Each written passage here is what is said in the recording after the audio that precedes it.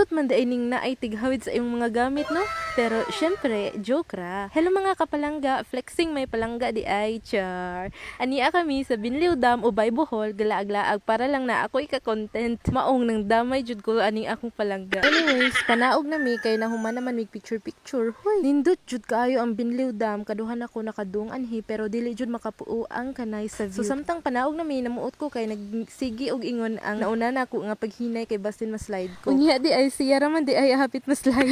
Sayang wala lang kaayo makita sa video kay na-slip down tungod sa kadako. Nako, wala jud ko naka-move on mong sige ra kog katawa. Og nihapit na pud mi anhi para mag picture-picture kay nindot pud anhi nga side. Pag human nilakaw na pud mi kay nagkaanam nagpaspas ang dagan sa oras. Actually around 5 PM na ata na siya na time. And dagom jud si Ja adto sa unahan basin maabtan mig ulan. Mao nga nagpadayon na miss amo ang paglakaw. Ani nga time wala na ko nagpakita kay naluoy ko sa among videographer/photographer kay gunad pa sa taas. Sige ra siya og video namo. Mao nga kuha sang gipulihan. Ug kana samtang naghawid-hawid mi sa among kamot, naita isa baka nagpaapil sa video. Nya ani nga time ng snacks na mi kay nagdaguok na ang among tiyan. Ha. Ay akong tiyan di ay.